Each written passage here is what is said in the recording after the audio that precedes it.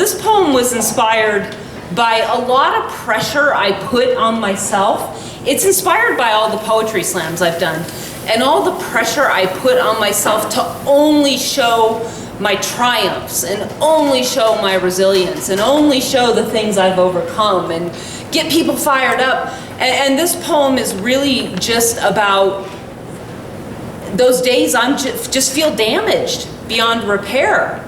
And like, I don't want to be resilient, right? So this is called A Different Kind of Innocence. Innocence is not pure, and innocence is not untouched.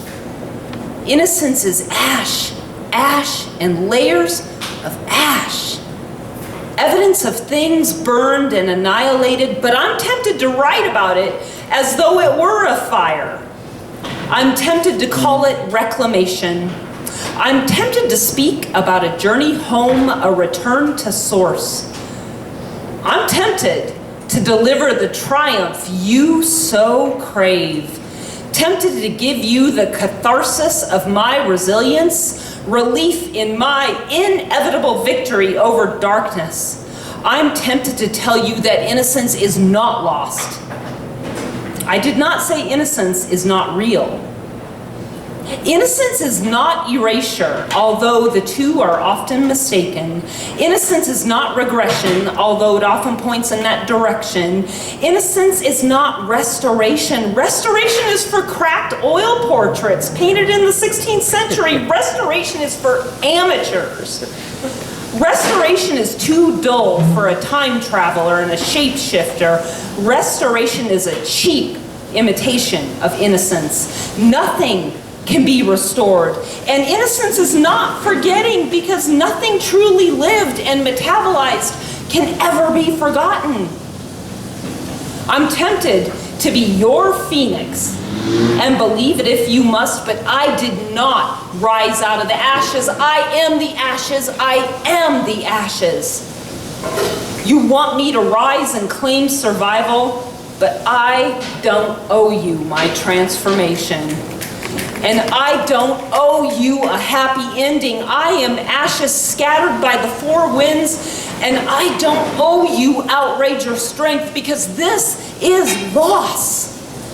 The finality of death is not confined to bodies only, but to dreams and sweet loves, to former and more radiant incarnations of the self. I did not say innocence is not real.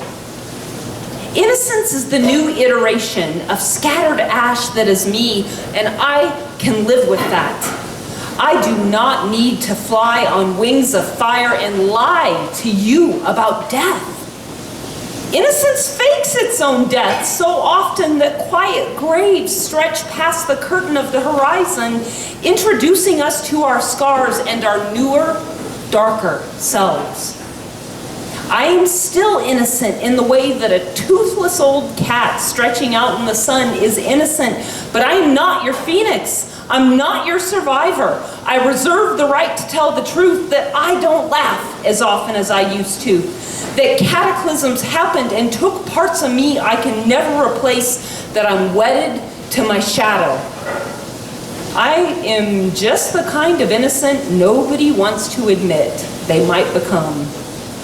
But the view from this place is just a different panorama, a different fire pit to burn raw timber into heaping piles of ash. Thank you.